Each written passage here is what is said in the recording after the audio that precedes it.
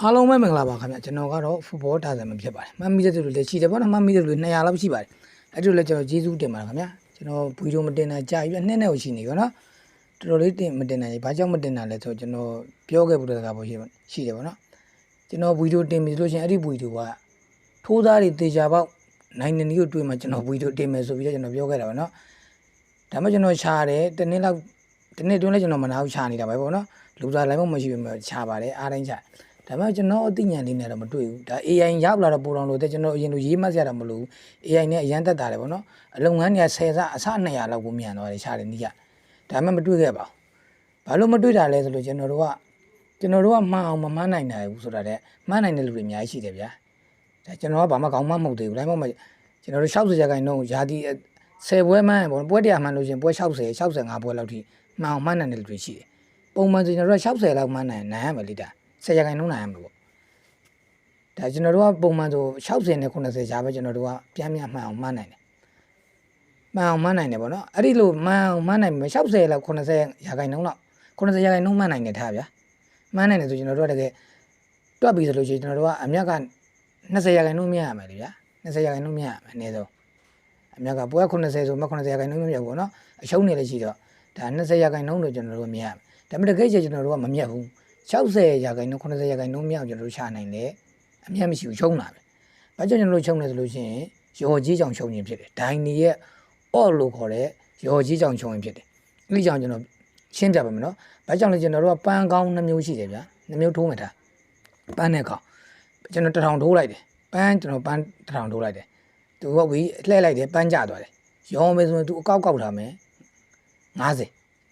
ကျွန်တော်900ကောက်ထားမယ်9500ပြန်ရောင်းမယ်ဒါအမှန်ဆိုလို့ရှိရင် odd အမှန်ဆိုလို့ရှိရင်1000သူအကောက်900စားမယ်ကျွန်တော်9500ရောရမယ်ခေါင်းထုတ်လဲလို့ပဲခေါင်းကြမယ်သူ1000ထိုးမယ်9500ကျွန်တော်ပြန်ရောရမယ်ရှော့အောင်များနည်းနည်းပုံညင်အောင်9000တော့ရောရမယ်ဒါအနည်းဆုံး9000တော့ရောရမယ်ဒါအမှန်ကန်ဆိုလို့ရှိရင်ပေါ့နော်ဘာလို့ကျွန်တော်တို့ကဒါမှကျွန်တော်တို့ရေရှည်မှာထိုးသားမြတ်မှာပေါ့အခုကြတော့လို့မဟုတ်ခုခေတ်တိုင်းနဲ့အရန်စားတာတယ်ဒါအရန်ညစ်ပတ်ထားတယ်သူတို့အတွက်အမျက်ကိုအများကြီးခွာထားတယ်ကျွန်တော်တို့က1000ထိုးပြီမဲ့သူတို့ရောတာ80 80လောက်ပဲရှိတယ်ဒါကျွန်တော်တို့ခေါင်းထိုးပန်းထိုးနော်ရှားလက်က2ခုပဲရှိတယ်ဒါပေမဲ့မင်းသွားထိုးလို့ရှိရင်ခေါင်းကြလည်းမင်း80ပဲရော800ပဲရောမ1000ထိုးပန်းကြလည်း800ပဲရောမှာသူက200ယူစားမှာအဲ့တော့ကျွန်တော်တို့ကဘလို့မှမမြင်နိုင်ဘူးလေရေးသူရှုံးမှာပဲကျွန်တော်3ပွဲလောက်နိုင်ထားလေတပွဲရှုံးတာနဲ့အကုန်လောက်ကဖြစ်နေအဲ့ကျွန်တော်ပြောတာမင်းမဟုတ်တာပြတ်တာပါမပြတ်တာမကျွန်တော်ဖို့ဝေါ်တဲ့ဝင်ပြမယ်ကျွန်တော်ပရီမီယာထဲမှာပေါ့နော်ပွဲတယ်မမြတ်တတ်တဲ့အကြောင်းကျွန်တော်ဒီညချန်ပီယံလိပြလိုက်မယ်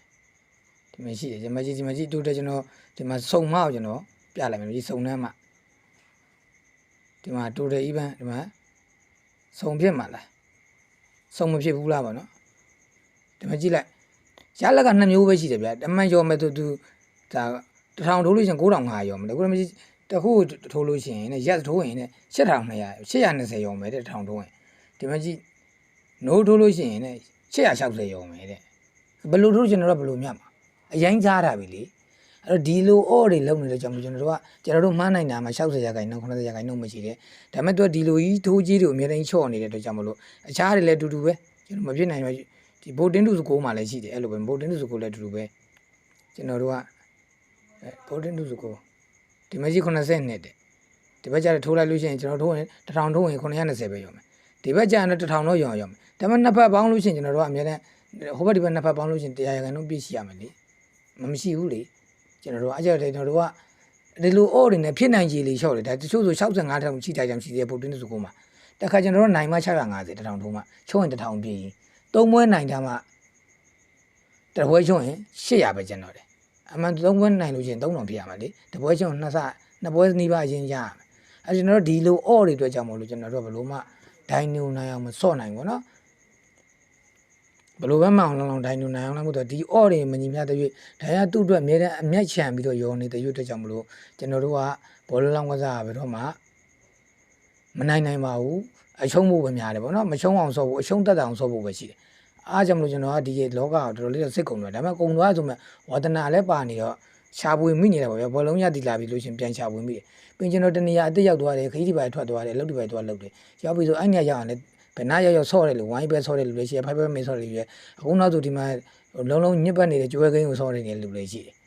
နေရာတိုင်းမှာပဲရှိနေပဲလေအဲ့တော့ဟာမဖြစ်သေးဘူးငါလည်းဗီဒီယိုလေးပြန်တင်ဦးမသိလောက်တော့ပြောဦးမယ်တချို့ဆိုတော်တော်ဆိုးဆိုးတွေချောင်းတာဘာမှမသိပဲနဲ့ဟိုချနေကုန်တော့မနော်အတင်းနဲ့မဲ့တော့မဖတ်တဲ့ဘက်နဲ့စော့နေလူလည်းရှိတယ်ဟာအဲ့တော့မဖြစ်ဘူးအဲ့တော့အဲ့လိုလူမျိုးတွေအတွက်ဘာမှမသိပဲစော့နေလူတော့ငါတို့လိုနည်းနည်းပါးပါရှင်းပြချင်အောက်ရှိပေါ့နော်အရှိတိုင်း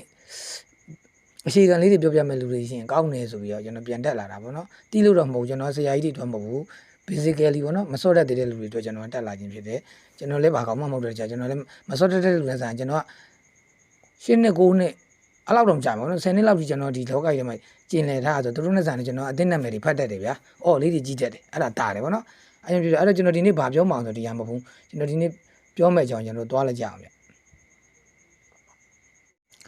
ျဟုတ်ကဲ့အဲ့ဆိုကျွန်တော်ဒီနေ့ beginner တွေတော့ဗောနော်ဘယ်လို basically စိုက်မစော့ဘူးတဲ့လူတွေတော့ဘယ်လိုလုပ်ရမလဲကျွန်တော်ပြောပြမှာဒါကဒီနေ့ကဘာနေ့လဲဆိုကျွန်တော်တို့ကဘောလုံးသင်းတစ်သင်းကိုဗျာ6ပွဲ9ပွဲ10ပွဲ9ပွဲ10ပွဲလောက်ကန်ပြီးမှဟာဒီသင်းကတော့ဂိုးပေါ်တဲ့အသင်းပဲသူကန်ခဲ့တဲ့ပြီးခဲ့တဲ့10ပွဲတွေမှာ6ပွဲလောက်ကဂိုးပေါ်တယ်ဒါမျိုးကျွန်တော်တို့သိရတာဗောနော်ဂိုးအောက်ပြီဆိုလားဒီသင်းကဂိုးအောက်သင်းပဲဒီမှာကြည့်သူကန်ခဲ့တဲ့10ပွဲမှာ6ပွဲလောက်ကဂိုးအောက်နေဆိုကျွန်တော်တို့သိတာဒါမှအဲ့လိုသိပြီဆိုလို့ရှိရင်ကျွန်တော်ဟိုဘက်မှာပွဲမကြံတော့ဘူးလေဗျာအစိတ်လောက်ပဲကြံတော့တယ်ပွဲပန်းတာတွေရှိမှအမတ်မလို့တော့လို့ရှော့ကန်တာတွေရှိမှဘာညာတိကွာနေတိတ်ထိုးဖို့အကွက်မရှိတော့ဘူးအမတ်ဘောလုံးထိုးဖို့အကောင်းဆုံးရာသီအစပဲရာသီအစအကောင်းဆုံးပဲရာသီအစကျွန်တော်ရင်တော့ပြောခဲ့ကိုရာသီအစရှီစွမ်းနောက်လိုက်ရှီစွမ်းထပ်နေတဲ့အသင်းတွေလောက်ကိုလိုက်ရတာရေမှန်းချက်ကြီးကြီးထားတဲ့အသင်းတွေလောက်လိုက်ရတာဥပမာပရီးမီးယားလိဆိုအာဆင်နယ်လို့အသင်းပါဗျာဖလားမှန်းထားတဲ့အသင်းမျိုးတွေတန်းကိုကျွန်တော်လိုက်ရတယ်အဲ့တော့ကျွန်တော်ဒီရာသီအစဆိုတော့ကြိုပြီးတော့ကျွန်တော်တို့ကနည်းနည်းလေးပို့တော့ဝစ်စီယူရတယ်ဗောနော်အခုဒီမှာကျွန်တော်ကခေါင်းကပြောသလိုပဲဘယ်အသင်းကဂိုးအများတန်းပေါ်မှာတော့ဘယ်အသင်းကဂိုးကော်နာပေါ်မှာတော့ဘယ်အသင်းကကျတော့ဂိုးအောက်မှာတော့အဲ့ဒါတွေကျွန်တော်တို့ကြိုမှန်းထားပြီးတော့လိုက်ထိုးမှာအစိုးရကြိုထိုးမှာရင်းပြန်နည်းနည်းစွန့်စားမယ်ပေါ့နော်ဘယ်လိုလုပ်မလဲဆိုကျွန်တော်တို့ကဘယ်လိုသိနိုင်တော့သူတို့ကန်ခဲ့တဲ့ပြီးခဲ့တဲ့300တီကိုကြည့်မှာပြီးခဲ့တဲ့300တီမှာဒီအသင်းကဂိုးပေါ်တယ်လားအဲ့ဒါဒီရာသီမှာလည်းပေါ်မယ်ကစားသမားတွေလည်းမပြောင်းလဲဘူးနီးပြလည်းမပြောင်းလဲဘူးသူစ조사အားထုတ်မှုကလည်းမပြောင်းလဲဘူးသူတေချာပေါက်ပေါ်တယ်ပြိုင်မက်တွေပေါ်လဲမူတီတော့နည်းနည်းတော့မူတီတာပေါ့နော်မူတီပေမဲ့အသင်းကြီးတွေဆိုတာတော့ကျွန်တော်ဒိုမနိတ်လုပ်နိုင်တယ်ဗျာအဲ့ဒီတို့ဒီမှာပရီးမီးယားလိဒါအခုကြောင့်ဒီမှာပရီးမီးယားလိဒါပြီးခဲ့တဲ့ရာသီပေါ့နော်ပြီးခဲ့တဲ့ရာသီ2025 26ရာသီရဲ့ကျွန်တော်ဘယ်သွားမှဆိုကော်နာကိုသွားမယ်ကော်နာနဲ့ကျွန်တော်ပြောမှာပေါ့နော်ကော်နာပိုကောင်းလို့ကော်နာသွားမယ်ပြီးခဲ့တဲ့ရာသီကော်နာကောင်းခဲ့တဲ့အသင်းကျွန်တော်ကြည့်မယ်ဒီမှာမန်ချက်စတာစီးတီ6.4ရှိတယ်လီဗာပူး6.1ရှိတယ်နယူကက်ဆယ်6.1ရှိတယ်3သင်းမဲ့ယူမယ်အများဆုံး3သင်း5.5တက်ပေါ့နော်အဲ့ဒါကမှထပ်ယူလို့ရှိရင်ရှယ်စီးရှိမယ်5.9ယူလို့ရသေးတယ်ပြီးရင်အာဆင်နယ်ရှိတယ်5.7အာဆင်နယ်ဘာလို့ဟိုရတော့ပြီးတော့ကျွန်တော်ပြောပါနော်ကော်နာဘာလို့ကြာတော့ပြီးမှကျွန်တော်ပြောမယ်လောလောဆယ်ဒါအခုကျွန်တော်တို့ဒီမှာ1 2 3 4 5သင်းရှိတယ်အများကြီးပဲ5.5ကျော်တယ်5သင်းလောက်ရှိတယ်5.4ဒီမှာလည်းဘုံမောက်လေးယူလို့ရတယ်ဒါပြီးခဲ့တဲ့ရာသီကကောင်းခဲ့တဲ့တင်တယ်ကျွန်တော်တို့မယူ2သင်းလောက်ပဲယူတေချာပေါက်2သင်းပေါ့နော်2သင်း3သင်းပဲယူအဲ့ဒါကျွန်တော်တို့ဒီထဲမှာတွေ့တယ်အဲ့ဒါဒီရာသီကတော့မန်စီးတီးကောင်းတယ်လီဗာပူးကောင်းတယ်ဗျာနယူကက်ဆယ်ကောင်းတယ်ရှယ်စီကောင်းတယ်အာဆင်နယ်ကောင်းတယ်ပေါ့အဲ့ဒါနောက်တစ်ရာသီတွားမယ်ဒီကကျွန်တော်တို့ဘယ်တော့မှ2024 25နောက်တစ်ရှေ့တစ်ရာသီထပ်ဆုံးအဲ့ရာသီတော့ဘသူတွေကကော်နာတွေပေါ်ခဲ့တော့အော်ဒီမှာကြီးတွေ့ပြီမန်ချက်စတာစီးကြီးလီဗာပူးအာဆင်နယ်မှာဟော့စပါရှယ်စီကြံသေးတယ်စပါတက်လာတယ်ကောင်းကကျွန်တော်တို့နယူကက်ဆယ်တို့ဘာလို့ပြုတ်သွားတယ်အဲ့တော့ဒီမှာစိတ်ချရတာတော့မန်စီးတီးနဲ့လီဗာပူးကတော့စိတ်ချရတယ်မန်စီးနဲ့လီဗာပူးကပြီးခဲ့တဲ့2ရာသီဇက်တိုက်ကော်နာ6လုံးထပ်မှာအေးစီးရှိတယ်အဲ့တော့ဒီနှစ်သင်းကနောက်တစ်ချိန်ရာသီထပ်ပြီးတွားအောင်မယ်ဗျာ2020နဲ့မှ324ရာသီမှာဖြစ်ရလားအော်ဒီမှာကြည့်လိုက်2023 24နိုင်24ရာသီမှာလေလီဗာပူးမန်စီးတီးအာဆင်နယ်ပဲဘုံမောက်တက်လာတယ်ဘုံမောက်ကတော့မစိုးလို့ပြောတယ်အတင်းငယ်တယ်မှာဟော့စပါလည်းတက်လာဒီအတင်းကမစိုးလို့ရတယ်ဒါပေမဲ့စပါတော့အခုကရှီတွေကြနေပါတော့အပွဲကိုဒိုမနိတ်တိတ်မလုံးနိုင်သူ့ထည့်ပြီးမတွက်တော့အဲ့တော့ကျွန်တော်တို့ကလီဗာပူးနဲ့မန်စီးတီးတေချာသွားပြီရာသီတိုင်းမှာဒါလီဗာပူးဆိုလဲဒါနီးပြလည်းမပြောင်းဘူးကစားသမားလည်းအတူတူပဲဆိုဒီနေ့လက်ဒီပုံပဲလားအဲ့တော့လီဗာပူးကတေချာပေါက်ကော်နာအပေါ်အသင်းဖြစ်သွားသူ့ကိုကော်နာဘောလို့မင်းဆိုတာမှတ်တာသူ့မို့သူ့ရဲ့အုံးကော်နာတင်းကော်နာကို over 6သူ့မို့ over 5.5တေချာပေါက်ကျွန်တော်တို့ကစားလို့ရပွဲတိုင်းလို့လာပြပါနော်ပွဲတိုင်းလို့ကစားလို့ရဆိုမဲ့တစ်ဖက်ကကော်နာကျက်တဲ့အသင်းမျိုးနဲ့ဆိုရင်တော့ဒီမန်စီးတီးလို့လီဗာပူးလို့အသင်းမျိုးနဲ့ရှယ်ရာအာဆင်နယ်နဲ့တွေ့ဆိုတွတ်ဆော်လို့မရဘူးလေအာဆင်နယ်နောက်တန်းအဲ့လောက်ကြီးတွိုက်ဖောက်လို့မရဘူးအဲ့ဒါမျိုးလည်းရှိသေးတယ်တစ်ဖက်အသင်းကကော်နာရလို့တဲ့တင်းနဲ့ဆိုတော့သူ့ကိုရွေးချယ်ရမယ်ဟုတ်ကဲ့ဒီကတော့လာလီဂါပေါ့နော်လာလီဂါမရောက်ခင်ကျွန်တော်နည်းနည်းလေးကြောင်ညာလေးဝင်ပြရပြီဗျမိတ်ဆွေတို့နဲ့ဝိုင်းဘက်မှာယူနစ်အတွင်းထုတ်လုပ်ချင်တယ်ဆိုလို့ရှိရင်ကျွန်တော်ဖို့ဘောတာဆိုင်ရှိမှာ Telegram ပဲဖြစ် Viber ဖြစ်ဖြစ်ဒီပေးထားတဲ့ number တွေမှာပေါ့နော်လာရောက်ပြီးတော့ယုံကြည်စိတ်ချရကစားလို့ရပါတယ်ဗျအဲ့လိုကျွန်တော်နေနဲ့မိတ်ဆက်ပေးချင်တာပေါ့နော်ကျွန်တော်ရဲ့ဝန်ဆောင်မှုလေးတွေကိုအဲ့ကျွန်တော်ဒီမှာကလာလီဂါရောက်သွားပြီလာလီဂါမှာဆိုလို့ရှိရင်တော့ပြီးခဲ့တဲ့ရာသီမှာဆိုတော့2025-26မှာဆိုဘာစီလိုနာကောင်းတယ်မိတ်ဆွေတို့မြင်တယ်ဘာစီလိုနာ6 point နဲ့အနည်းဆုံး6လုံးကော်နာ6လုံးရတယ်ပေါ်တယ်ပြီးရင် ATK ရတယ် 6.5 ပြီးရင် Real Madrid 6.3 ရတယ်ပြီးရင် Bilbao ရတယ်5.8 ပြီးရင် Balakano ရဒီ Bilbao တို့ Balakano တော့ကျွန်တော်မယူသူတို့ရှိတယ်ယုံလို့မရဘူးเนาะဒါမှတခုတော့မှန်းလို့ရတယ်သူတို့ကအလဲအလက်ရှိတဲ့အတင်းတွေသူတို့နဲ့ဆိုလို့ရှိရင်ပြိုင်ဘက်တွေကကော်နာရလွယ်တယ်သူတို့ကလည်းကော်နာကောင်းတယ်ပြိုင်ဘက်တွေကကော်နာရလွယ်အဲ့ဒီချက်ကိုတွေကျွန်တော်တို့ကမေးလို့မရဘူးเนาะအဲ့လိုတင်းနေနေဆိုကျွန်တော်ဒီကော်နာထိပ်သီးတင်းနေတွေ့လို့ရှင်ကော်နာ over တက်တယ်အဲ့ဒါလေးတခုတော့သူတို့လေ့လာမှာပေါ့เนาะအဲ့တော့ဒီမှာကျွန်တော်တို့ဒါ2025-26ပြီးရင်ကျွန်တော်2024-25ဘယ်သူတွေကောင်းလို့ကြည့်မယ်နှစ်သင်းလောက်ပဲယူမှာပေါ့နော်ဒီမှာကျတော့ထိပ်သီးမှာကြည့်လိုက်ဘာစီလိုနာနဲ့ဒီမှာဘာစီလိုနာရှိမယ်ပြီးရင် Real Madrid ရှိမယ်ဆိုစီတက်ရှိမယ် Atletico ကတော့ပြုတ်သွားပြီဒီမှာဘာစီလိုနာရှိမယ် Real Madrid ရှိမယ်ရှောက်ကြော်တယ်ကျန်တဲ့သင်းတွေမှာ Balakano ကကိုကြီးပါတော့မယ်ပေါ့နော်ဘတ်တစ်လည်းပါသေးတယ်ဒါသူတို့မစိုးဘူးဘီဘာကိုပါသေးတယ်မစိုးဒါပေမဲ့ကျွန်တော်ကတော့ဒီမှာဘာစီလိုနာနဲ့ Real Madrid ကိုပဲပေါ့နော်ယူရတိုင်း200တီးရှိပြီပေါ့နော်နောက်တော့100တွက်ကြည့်ကြအောင်ဟုတ်ကဲ့ဒါကတော့2023-24ပေါ့နော်2023-24ရာသီမှာလည်းဘာစီလိုနာကတော့ထိတ်ကပဲပြီးရင်ဒီမဲ့ Real Madrid ရှိမယ် Real Madrid ရှိမယ် Real Madrid တို့မဘီဘာအိုလည်းရှိသေးတယ်ပေါ့နော်ပြီးရင်ခုနကဟိုရာတို့ကတော့ Balakano တို့တော့ပျောက်သွားပြီအဲ့တော့တေချာတော့ဘာစီလိုနာရှိမယ် Real Madrid ရှိမယ်ပေါ့နော် Real Madrid တဲ့ဘာစီလိုနာပို့ပြီးစိတ်ချရတော့ဒီလေးမှာဆိုဘာစီလိုနာကျွန်တော်ဘူးကြတယ်ဘာစီလိုနာ Man City Liverpool ဘာစီလိုနာ3သိန်းရအောင်နော်ပြီးလို့ချင်းထပ်ပြီးတော့မိတ်ဆွေတို့ဒီနီးလေးနဲ့ပဲပေါ့နော်ဒီ application ကျွန်တော်ပြောမယ်ဘယ်လိုသုံးရမလို့ပြောမယ်ပြီးရင်ဒီနီးလေးပဲ channel လေးတွေမှာလည်းအဲ့လိုပဲလိုက်ချလိုက်ကျွန်တော်အစားဆုံးမပြောတော့ဘူးနော်ဗီဒီယိုရမ်းချီသွားပြင်းသွားမှာလို့အဲ့ဒီမှာကျွန်တော်တို့လိုက်ချပြီးလို့ချင်းမိတ်ဆွေတို့နဲ့အနည်းဆုံး6သိန်း9သိန်းတော့ရမှာဗျာလိကြအများကြီးကို Championship ထိဆင်းချလို့ရတယ်ဗျာအဲ့လိုချပြီးလို့ချင်းရတာလေးတွေကိုတစ်ပတ်မှာ4သိန်းလောက်ပဲစိတ်ချရတဲ့ဒီကျွန်တော်တို့ဒီမှာကျွန်တော်တို့ဘယ်လိုခေါ်မလဲပြိုင်ဘက်ကိုကော်နာရမ်းမပေးတဲ့အတင်းမျိုးတွေနဲ့ဆိုရင်မတွဲနဲ့ဟိုဘက်ဒီဘက်ကော်နာရများမဲ့အတင်းပေါ့နော်အဲ့လိုရမဲ့အတင်းမျိုးတွေနဲ့ဆိုရင်တွဲလိုက်အဲ့မျိုးလေး၄တင်းကိုတတွဲ၄တင်းကိုတတွဲလေးတွဲပြီးတော့ပုံမှန်လေးပဲအပတ်တိုင်းလောက်သွားရှုံးနိုင်တယ်အာယုံမဆိုင်နဲ့ရှုံးနိုင်ဟိုအတင်းနေနဲ့တွေ့တယ်ဒီအတင်းနဲ့တွေ့တယ်ကိုလုံးမကိုလောက်ကအဲ့ထိတ်ဒီ၄တင်းလို့တွဲသွားရုံပဲတွဲပြီးတော့အေးသေးလေးယာတီပြီးတဲ့အထိနော်ယာတီပြီးတဲ့အထိကျွန်တော်တို့သွားရုံပဲယာတီပြီးလို့ရှိရင်စကားပြောပါလိမ့်မယ်ဗျဟုတ်ပြီနော်ကျွန်တော်တို့ရေချီကိုပဲကြည့်ရတယ်တပွန်းအဲ့လိုတွက်ကြည့်လို့မရဘူးနော်